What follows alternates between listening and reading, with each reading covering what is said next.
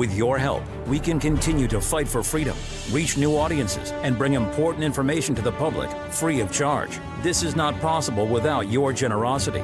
Join our quest for the truth and our freedom and donate today. Simply go to tntradio.live.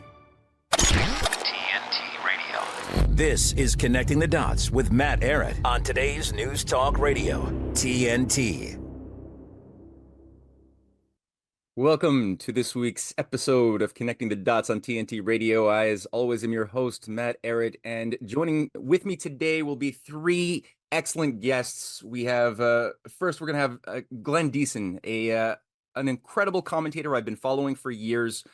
He has just recently written an extremely strategic and important book that everybody should be picking up and reading called Ukraine War and the Eurasian World Order. After that, we're going to have George Zamueli, another geopolitical analyst extraordinaire who's a frequent guest in RT, hosts a show, who's going to be going through a lot of material regarding how we got here, where we're going, and we're going to follow that up by an American patriot who has a lot to say about saving the Republic and what's going on right now on the front lines, Jason Nelson. So the first guest I have, I'll just welcome him in here. Glenn Diesen, thank you for coming on board.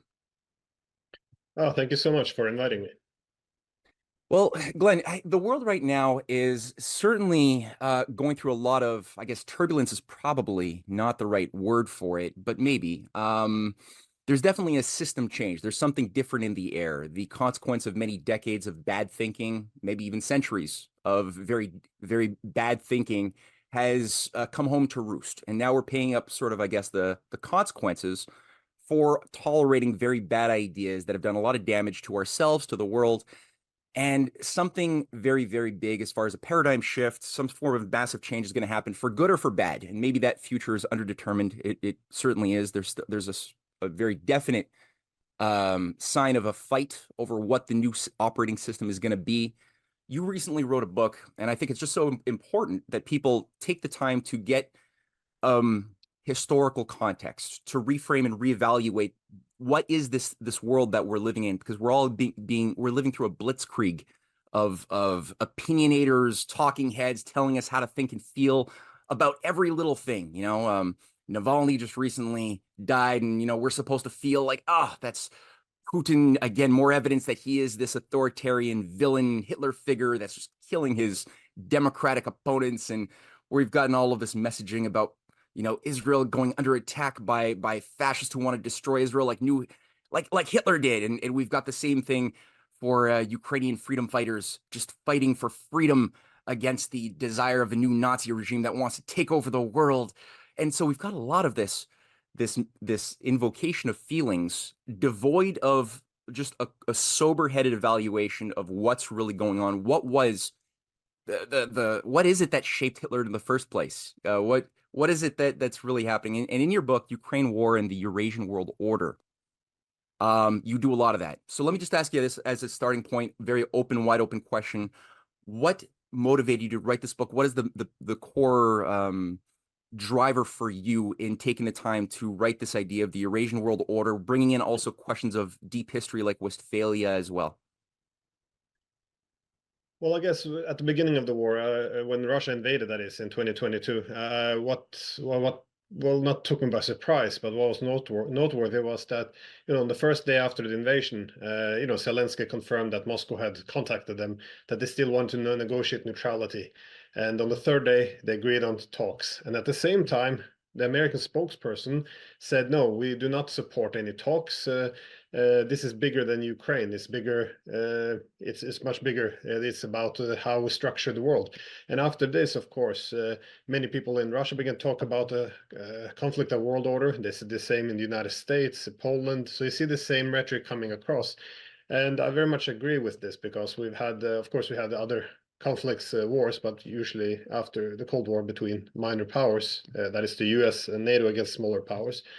But now, of course, it's a war against the largest nuclear power. And one has to question, why is it there's no interest at all for any solution? And again, as many different interviews with American, British leaders have suggested, it's they won't accept anything else than regime change in Moscow and strategic defeat.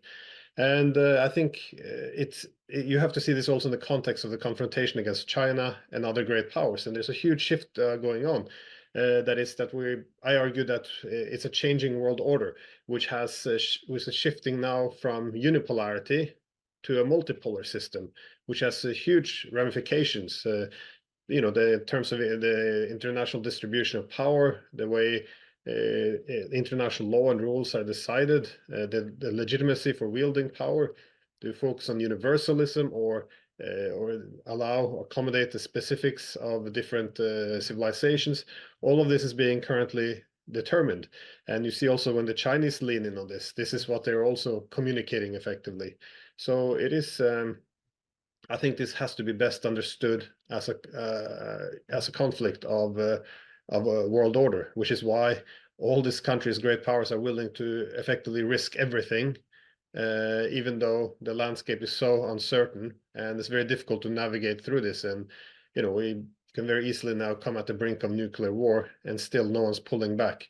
And this is part of the all or nothing situation we're in terms of world order. The Americans and their NATO allies would like to, defeat Russia, restore unipolarity, and NATO, of course, is a huge instrument towards this end.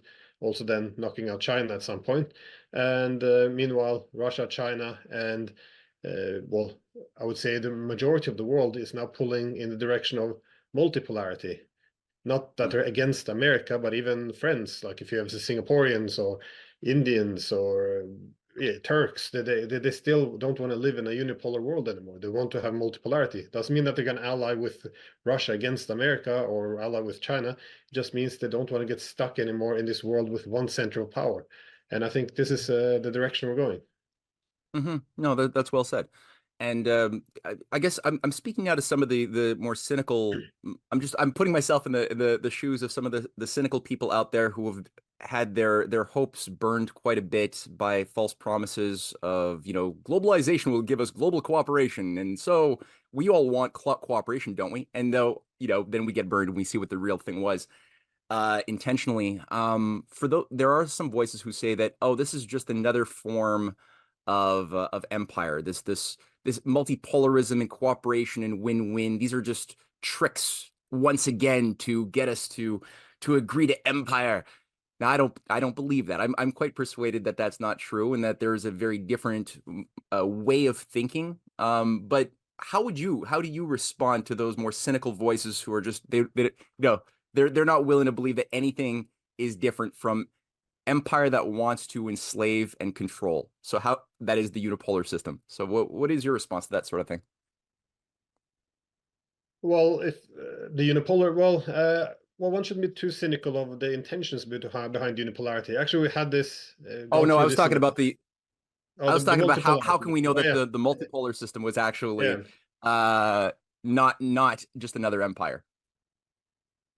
Well, I think, we'll just first is I touch on it. The problem with unipolarity is I think it had many good intentions behind it. It's much like when the British in the mid 19th century they argued that liberal empire was a force for good. They would dominate and they would spread liberal ideals around the world, and this would work. And this was largely the sentiment also that the United States had after the Cold War, because again, the Soviet Union dissolved and there was only one central power. And there was actually discussion, debate, what world should we have? Should we pull back now, restore a bit of control over our economy, social problems, and build a multipolar system, a Westphalian system that is, or should we go for liberal hegemony, which is the British version now, liberal empire? And the basic idea is one central power. There won't be any rivalry between the great powers, and of course, because America considers itself the champion of liberalism, liberal ideals will elevate first. So it's a nice idea behind it. Of course, the problem is if you want to maintain this very quickly, you see that it depends on keeping down all other powers. So your allies have to be dependent on you, and countries which do not submit, they will have to be knocked down a peg or knocked out. And meanwhile, we see all the liberal ideals suddenly become instrumental to power politics. So, you know, around the world now, whenever NATO begins to talk about human rights and democracy, they can hear the, you know, the fighter planes being loaded on with bombs. It's seen in a very negative light. So this is kind of why unipolarity was always going to be temporary. And in terms of multipolarity, I think it's a concern because for two reasons. With this, we haven't really had a multipolar system since before the Second World War. And it was, you know, defined largely by the rivalry between industrial powers. And even back then, the multipolar system was all Western. There was no non-Western states in this. So I can see the fear behind it. But I would put it the other way around. I think it has more potential for stability because great powers, unconstrained powers, they don't constrain themselves. And that was a key warning by many American realists after the Cold War. If we don't have a balance, we're just going to start expanding in every direction, engage in every silly war, and we're going to exhaust our resources, and all our adversaries will collectively begin to balance us. Well, that's a nice description of what has happened, I think. They've depleted a lot of their resources, and we see now organizations like BRICS having a form of collective balancing against the United States in the economic sphere. So, but it doesn't have to be. It's not anti-American. These structures, by definition, they're anti-hegemonic to a large extent. Like India doesn't want, you know, American unipolarity, but they're not anti-American. They don't want America, you know, sinking into the sea. But overall, I think it offers more peaceful system because in a unipolar system everything is zero sum. All adversaries have to be knocked down a bit in order to perpetuate what can't be perpetuated. Meanwhile, in a multipolar system, you see more. There's less of an interest to. There's more need to harmonize interests.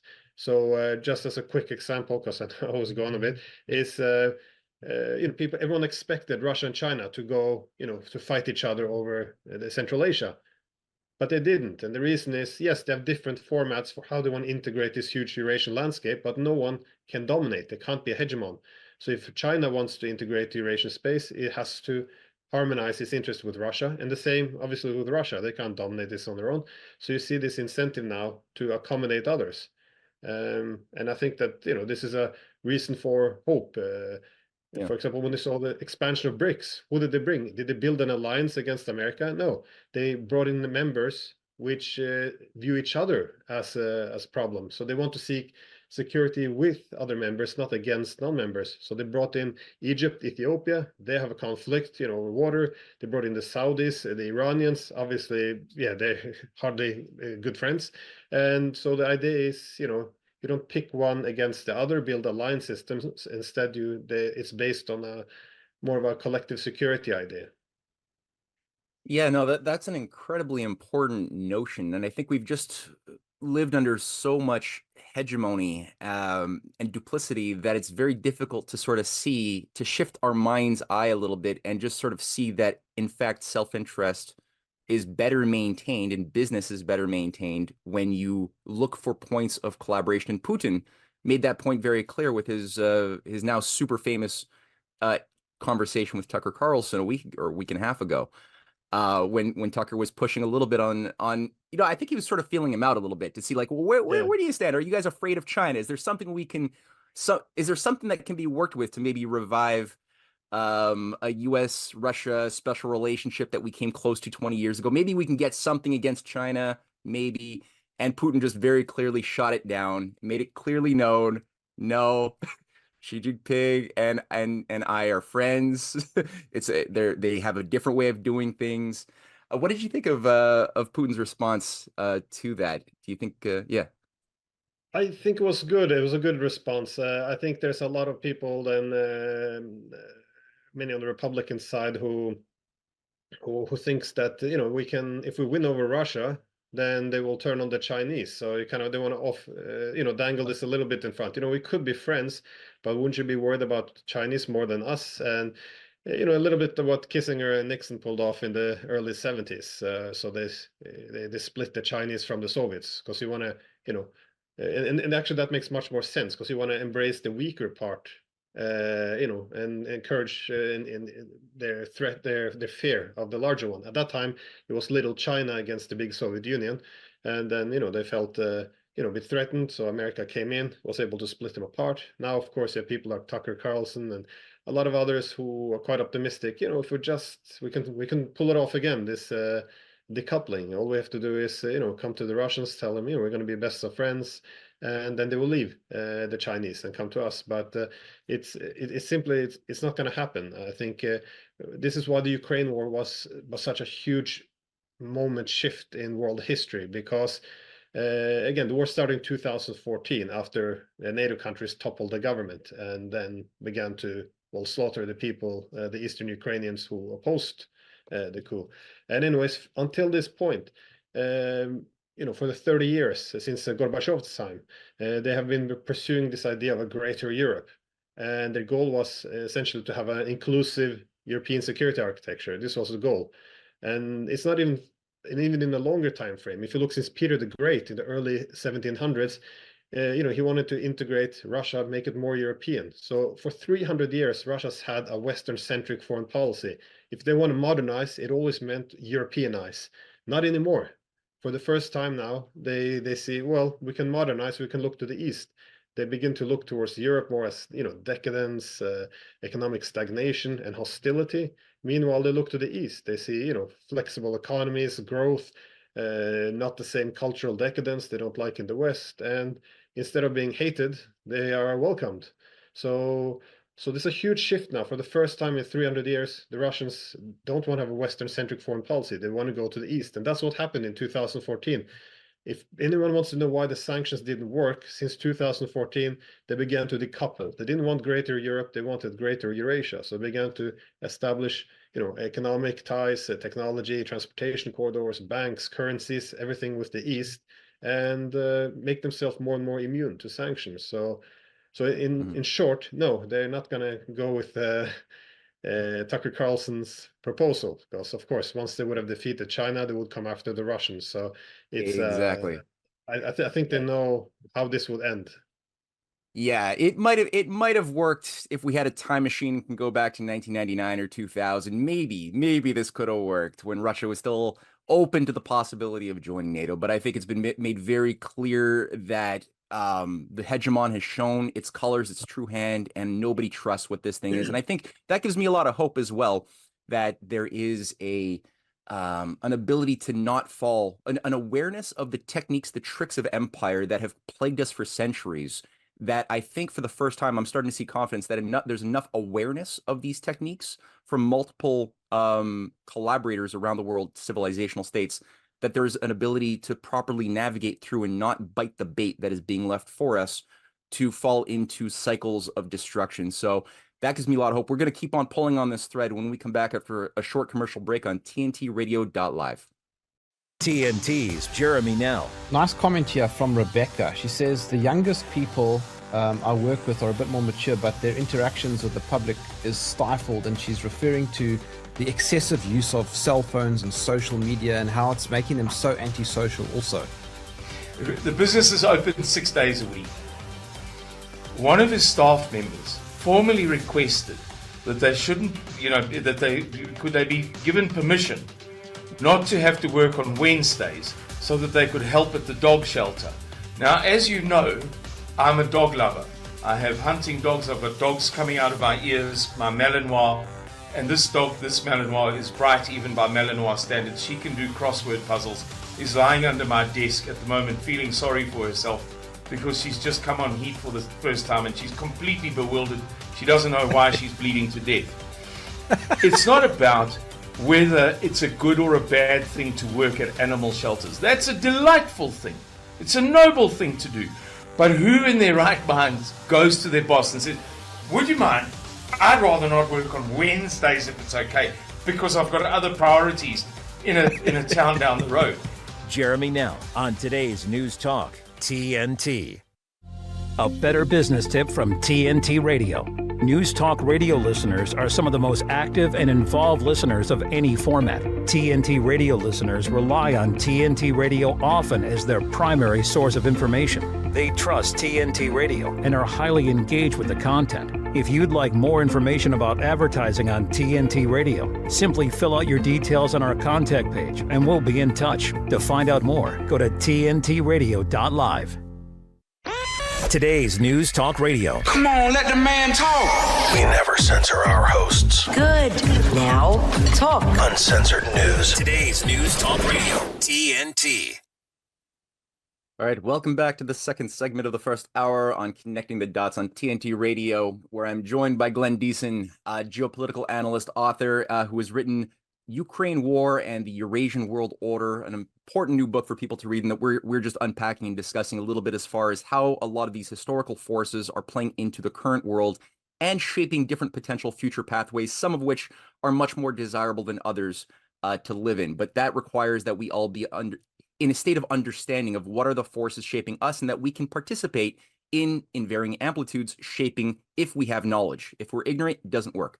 So, Glenn, people listening have heard you and us allude very briefly to this question of Westphalia, Westphalian order.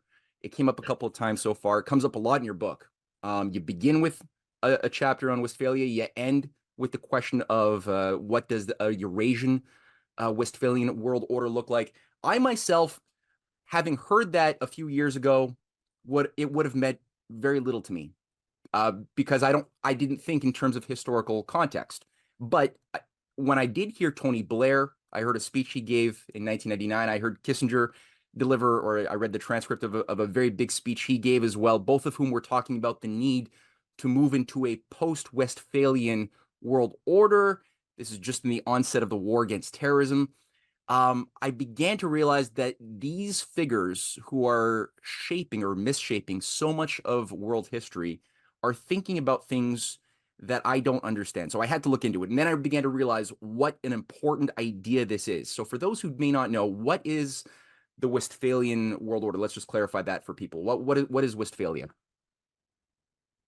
Well, Westphalia can be considered the foundation of the modern world order. So this is a nice point of departure for if you want to explore world order. And what was before it was, we had the Holy Roman Empire. And also during this time, we had a long period of time referring to as Pax Romana, which was only, one dominant hegemon, and that brought, stability, prosperity.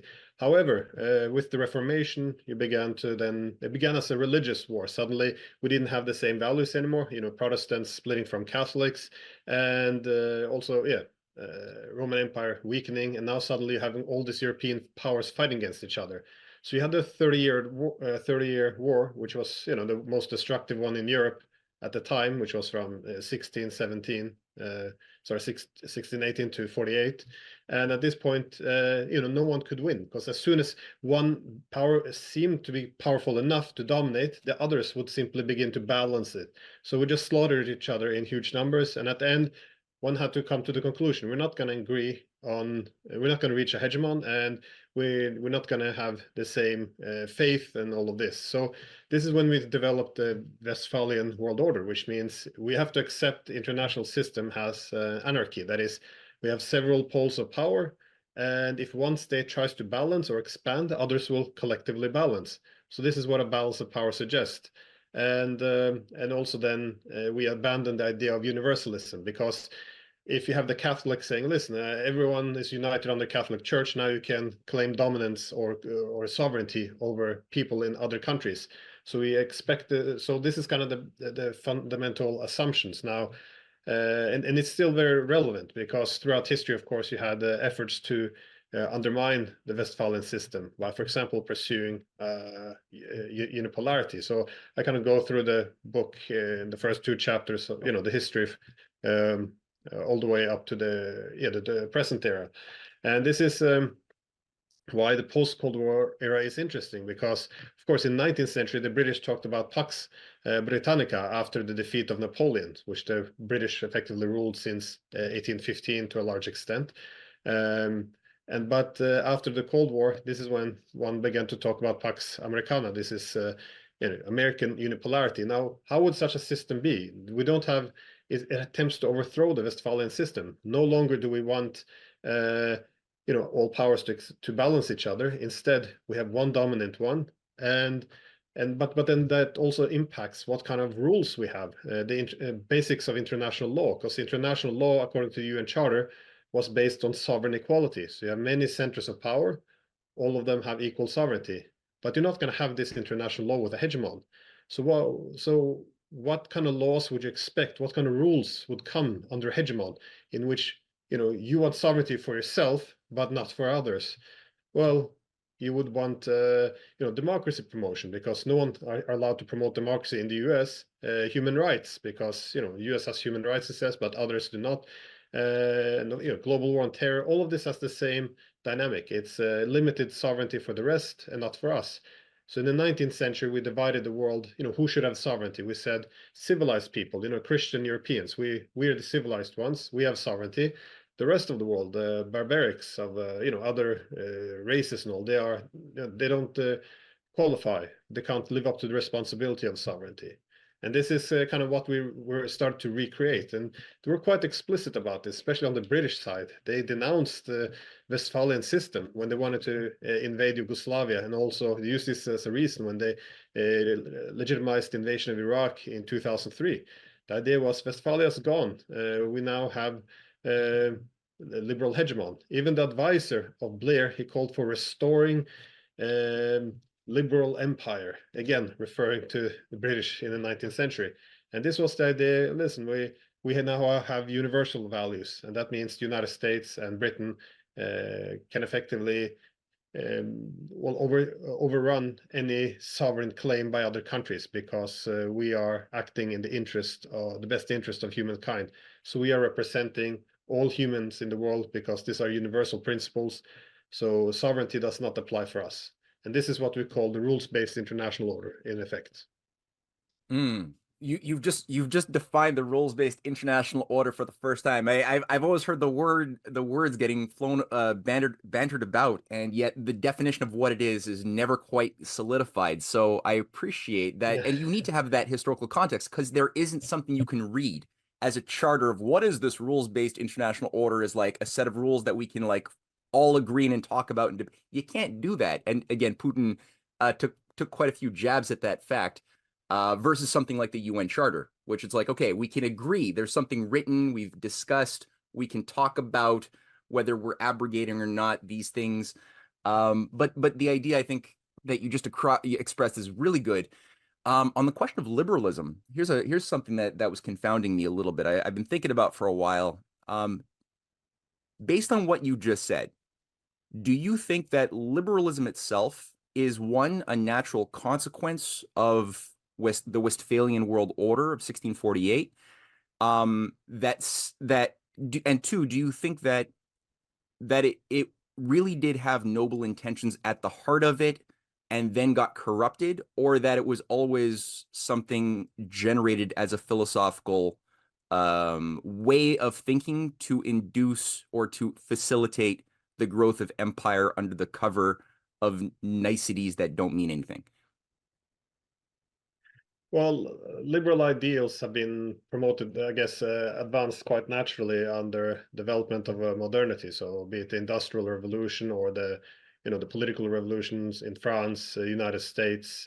So, focusing on individualism. This is, I think, it's. I think to some extent it's an unstoppable force. I mean, even.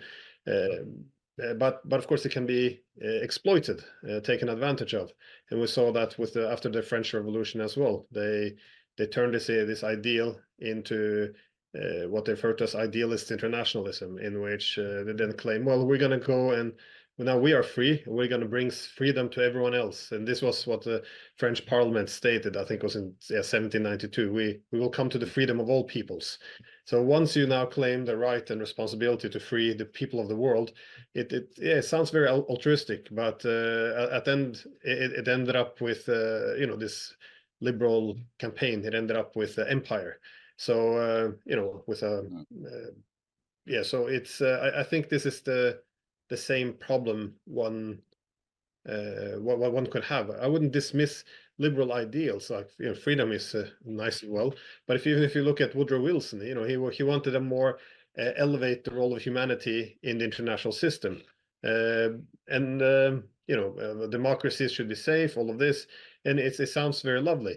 The problem is once you put this forth, he converted the United States from being, look at us, we are, a democracy, all these freedoms, we're beacons which should be emulated. We're an example for others, until putting it on a mission here is like a civilizing mission, effectively saying we're going to go out in the world and we're going to bring freedom to people. Now, this is, again, probably good intentions by some, but you can't divorce this from power politics. At the end of the day, states are entities of power competing in this international anarchy for a more dominant position. So that's why I think many people had, not necessarily a conspiracy after the Cold War, but I think it was many had good intentions. They thought, much like the British in the 19th century, if we just have concentrate power here in the West, we're the champions of liberal democracy. We're going to spread these values to the whole world. If everyone's democratic, everyone will be peaceful. But again, as it turns out, it's not necessarily how the world works. Yeah, right. Well, I guess that's the delicacy or the delicate line to walk here, right? When it's obviously important to help, like, to feed people who are hungry, to liberate people who are enslaved. Like, these are good virtues, but then obviously this could be also misused, as we've seen for so many regime change operations that have killed so many millions over the course of the past 50, 60 years even. So much CIA interventionism in the name of liberty and democracy, which has only had bloodshed. But then the question is, I guess, like, what are we doing it for? And do we recognize the existence of a financier oligarchy or not? Like, are you trying to liberate humanity from a financier oligarchy which is doing these things, or are you just labeling one particular leader or another as the bad thing of this nation is bad because of this leader, right? And then you can make a whole villainous image and then justify the overthrow of that leader on behalf of the same financier oligarchy that caused the problems to begin with, and that brings in IMF conditionalities, that brings in corporations that then become the de facto ruler of that society. But in your mind, how do you? It's something that a lot of people struggle with, and I'm curious how you think about the thing called deep state. Like, every nation has like elements of corruption. There's something international which is beyond nations, which has been infesting and inducing nations to undermine their own self-interest for a long time.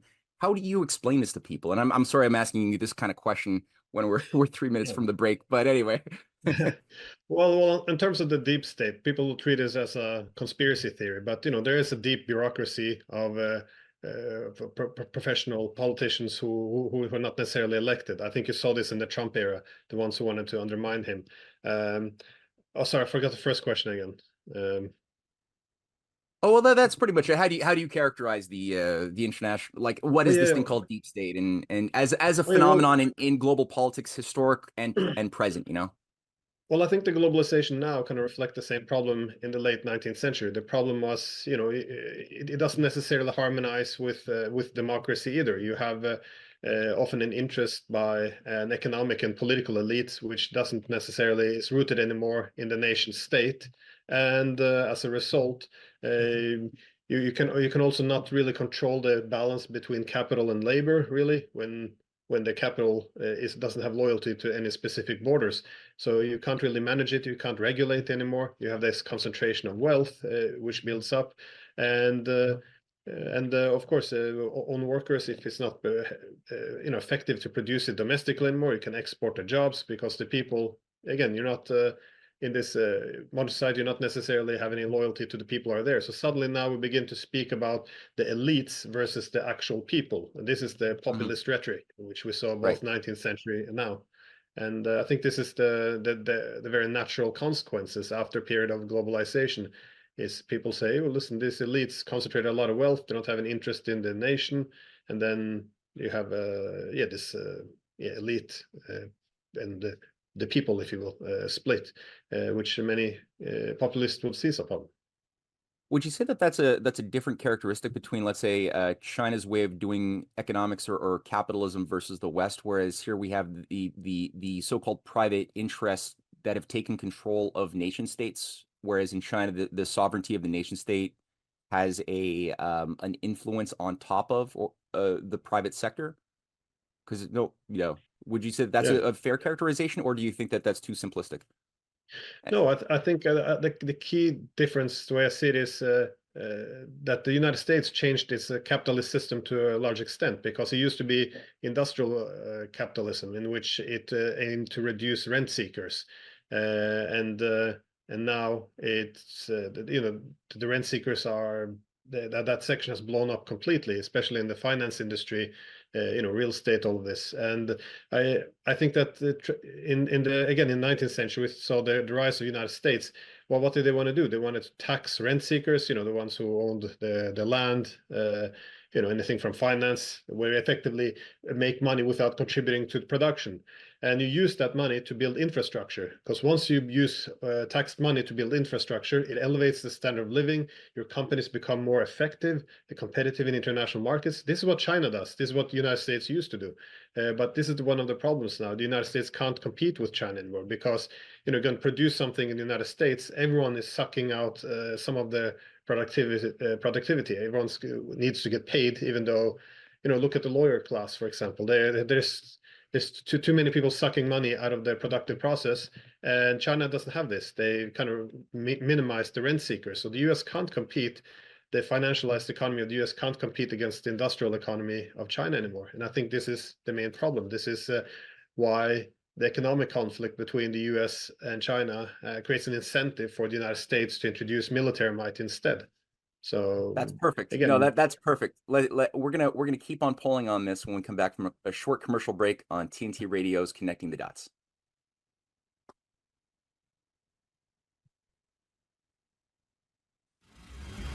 With his expert analysis and opinion, this is TNT Radio's Timothy Shea. Remember how exercised over binders Democrats were in 2012 when Mitt Romney said that in Massachusetts they had binders full of women they were looking to bring into state government? He was referring, of course, to binders full of resumes, but that didn't matter to the left. No, they were mannequin in a panic over binders. Well, they're mannequin in a panic over a binder now, too, only it's a missing binder. A binder we believe contains all the receipts to lay Operation Crossfire Hurricane, the Russia hoax, and all of the 2020 election interference solely at the feet of CIA, FBI, the Obama administration and his handlers, and former Secretary of State Hillary Clinton. If this is true, and that the president took the binder and secreted it outside the purview of FBI, that would explain the jackbooted thug raid of Mar-a-Lago. That would explain the illegal criminal charges in the documents case brought by Jack Smith, and it would explain why they're so mannequin in a panic over the binder now. If they want to bring Hillary in as the nominee over Stumblebum Joe, Donald Trump will have a trump card to play that will drive a wooden stake through the evil heart of the Democrat Party once and for all. From MAGAInstitute.com, this is Timothy Shea for today's News Talk, TNT. Food isn't just fuel to live, it's fuel to grow. My family relied on public assistance to help provide meals for us. These meals fueled my involvement in theater and the arts as a child, which fostered my love for acting. The Feeding America network of food banks helps millions of people put food on the table. When people are fed, futures are nourished. Join the movement to end hunger, and together we can open endless possibilities for people to thrive. Visit feedingamerica.org/act now.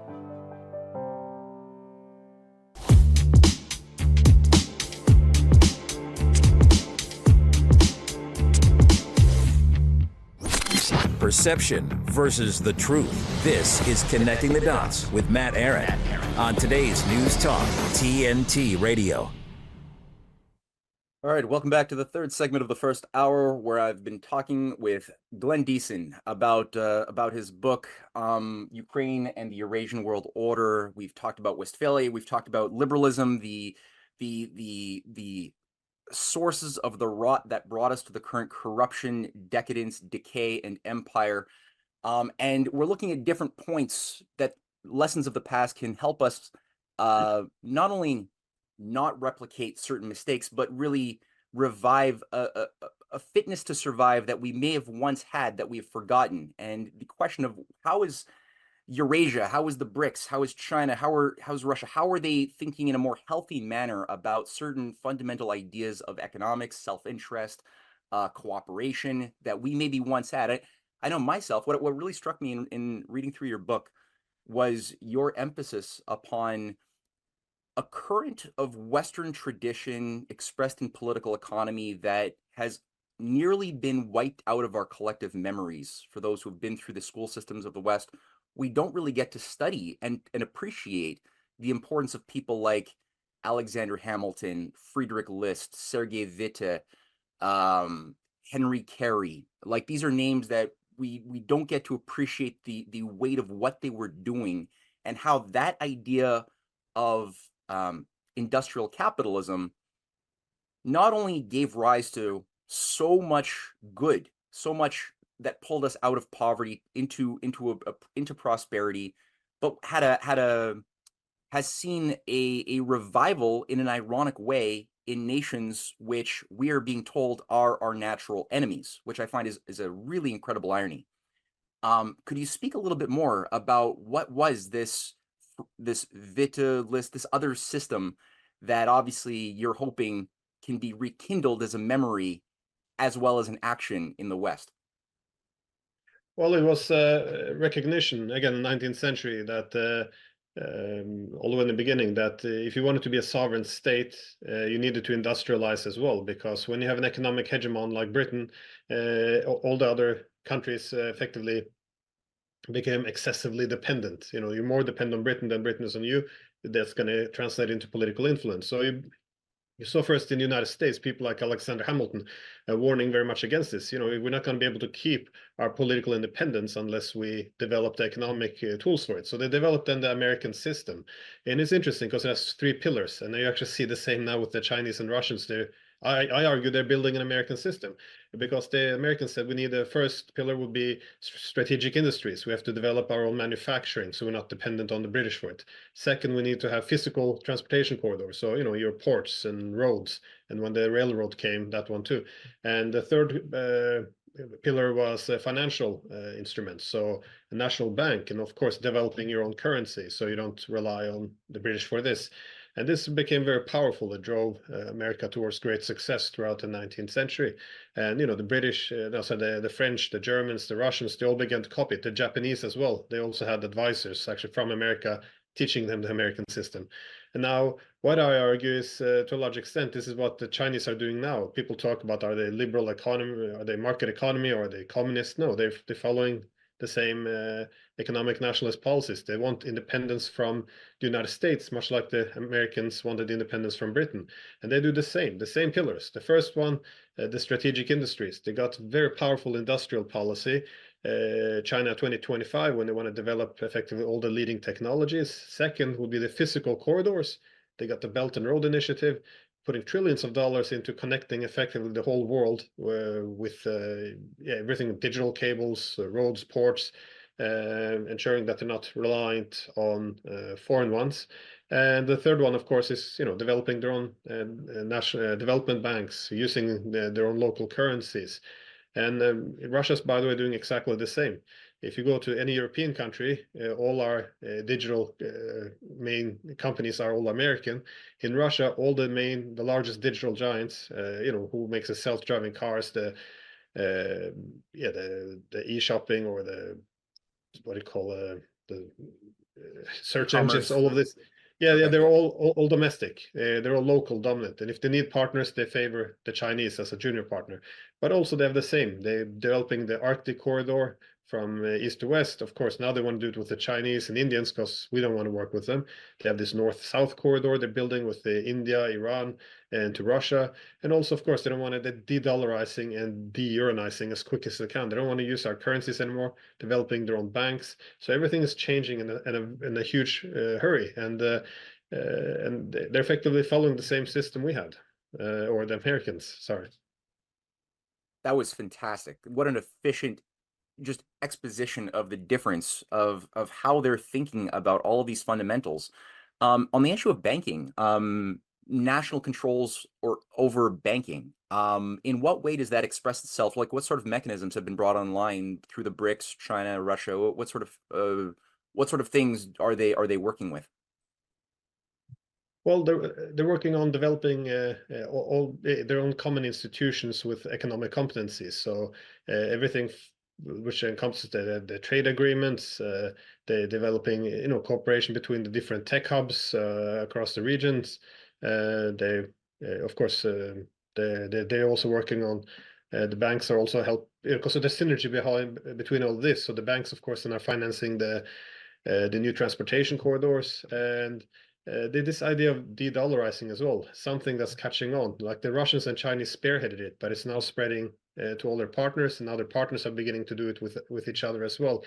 But the thing is, once you give economic competencies, then there could be the concern that all economic power is concentrated in one place, such as, for example, the United States after the Second World War. This is what gave it dominance. It had all the best technologies, all the largest industries. It seized control over large Middle Eastern oil resources. Second, it controlled the seas, which is the corridors. And third, through the Bretton Woods system, it controlled, IMF, or at least a dominant position, and the World Bank.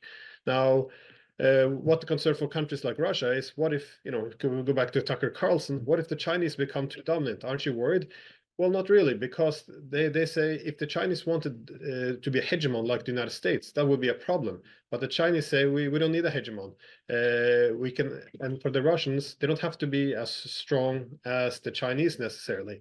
All they have to do is ensure that when you develop these institutions, bring in other giants. So, for example, when they decided the Shanghai Cooperation Organization, it used to be more of a security organization with Russia, China, and Central Asian countries. So when they decided, let's give economic competencies to this institution, the first thing, of course, for Russia would be concerned, well, all the economic power is in Chinese hands. So if it goes from security to economic, that means Russia would have to, give the mantle to the Chinese, who will be able to dominate. So this isn't great. But then they brought in, India, Pakistan, especially India then, like one of the big players. Now, China will still lead. It will be the largest economy, but it can dominate. And this is also what you see in BRICS. Yes, the Chinese economy is the biggest, but they're also willing to bring in all these other large actors, which means they're not able to dictate the terms. So again, they can lead, but not dominate. Yes, and this that's is, I think, great. what I want. Yeah, no, I think it's an important point of discernment, and the idea. I think because I also follow the developments around the Belt and Road Initiative of quite closely, and the thing that really strikes me is this emphasis upon development corridors. So when you're building a rail between countries, you're not just building the rail; you're also building pipelines. You're building a whole impetus for manufacturing hubs. Who's going to produce the material? Like what type of new industries can be created now that you've just cut transportation times down by 95% between 2 or 3 or 4 adjacent nations that have otherwise been kept separate. So there's all sorts of points of now, well, who's going to have the education to perform and have the trade the techniques that they will need to learn to be able to operate the machines, to be within those industries. What type of new purchasing power will they have? And there's this whole idea of creating abundance, of acting on potential. And even Putin said, he cited Otto von Bismarck in his speech his discussion with Tucker when he was describing, hey, even Otto von Bismarck said, everything is potential. And I think that's a lesson that we really need to learn. And I think you've tapped into it very nicely. Is that what made or actually, I would ask you, I mean, I'm assuming I'm imposing things onto you, but would you say that the American system that you described of Alexander Hamilton, Witte, the E. Peshine Smith groups in Japan, that they were more potential oriented when they were thinking about economic value than they were about geopolitical interests or things like that? Well, they're only effective to the extent they can add value. So I think yeah, in short answer, yes, much more effective. And but of course, it's a different system than you can say the hegemonic systems. The argument was that the maritime powers, they had more of an imperial design almost, because if the British and the Americans as being more or less island states or de facto island states, they would have an incentive if they're going to effectively dominate the world. How would they do this? They would have to keep the Chinese away from the Russians, Russians away from the Turks, Germans away from the Russians, Indians away from the Chinese. So there's a need to divide effectively and conquer. And what you often see in the Eurasian space, which is why I also refer to it as a Eurasian Westphalia, is the connectivity. It's the strength doesn't come from division with all these neighbors on this huge continent between the Atlantic and Pacific. Instead, you need growing connectivity, and this is why there's an incentive now for all these countries to begin to harmonize their interest. And this is why it's always more inducive, I think, for peace. Because let's look when, for example, the United States are in the Middle East. Well, what do they have to do? Well, they have to keep the Iranians and the Arabs at odds, because as long as they have tensions, the Arabs will weaken the Iranians, and in this conflict, the Arabs will be dependent on the US. So you weaken your adversaries and you make your allies dependent. What happened when the Chinese entered the region? They couldn't do this. Well, they didn't want to do this. So if they want to get close with the Iranians, they also have to get close with the Arabs, because they don't want to alienate one side. So they then pushed a peace agreement for the Saudis and Iran to begin to restore relations again. And what happened? Well, first the Arabs began. They don't want to go against the Iranians now, and you even see that in the current crisis. The United Arab Emirates, they put restrictions on the US to use their territory to attack even the Iranian proxies. The Saudis don't want to join anymore, bombing Yemen as they did in the past. And even after this, the former head of Mossad in Israel, after this peace agreement, he came out in the media and suggested, listen, we can't be the only ones standing here fighting against the Iranians, but there's no reason we have to. We can actually make a peace deal with them as well. So you create this economic system. It creates more incentives for countries to pursue peaceful relations and harmonize their interests, instead of always having this incentive for conflict to divide countries into weakened adversaries versus dependent allies. So let's sort of end on towards this question that you just raised, because this is high on everybody's mind. Obviously, things could still spiral out of control. Everyone's heart who looks at what's going on in the Middle East, and especially in the massive loss of lives in Gaza. I mean, it's well over 30,000 people have been killed, mostly civilians, a lot of children. More than I think in the entire time that there has been a conflict with Russia, there is now more loss of more children have died than in that whole conflict as far as innocent deaths. You're saying that the former head of Mossad even spoke reasonably about this providing a gateway towards peace. There's calls between El-Sisi and Erdogan and Lula currently calling for just some off ramp, some recognition of a Palestinian state, and some idea of just stopping the killing. What does this look like for you? I think people need to just have some ideas of what sort of scenarios could you see that could positively put out the fires and provide some sort of a healing process with everything that's happened. And we only have a couple of minutes here to have a very, very dense answer. To solve the Middle Eastern question.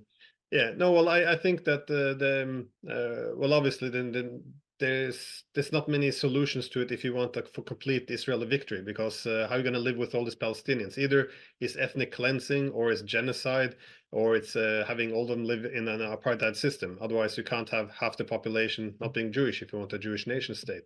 Now, I think for the Israelis, this is often framed very, are pro or anti-Israel. My point is that this horrible conflict is not even in their interest, because yes, for the past few decades, they've been able to, not make necessarily any peace with their neighbors, and simply not make any compromise, because they always have the United States in their back to either arm them or to join in if it's necessary. So what you see now is all their neighbors getting more and more powerful. You have new great powers with less sympathies from, China and Russia. And the United States is in relative decline. If you're Israel now, if you were their friend, you would advise them, listen, this is the time to make a deal.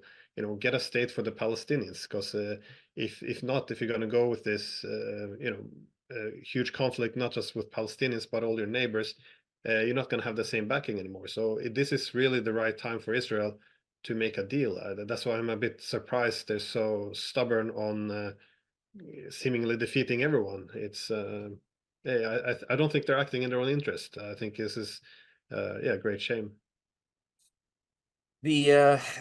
Thank you for that concise answer, and I agree. We hope that Israel is able to recognize what their true self-interest is before it's too late.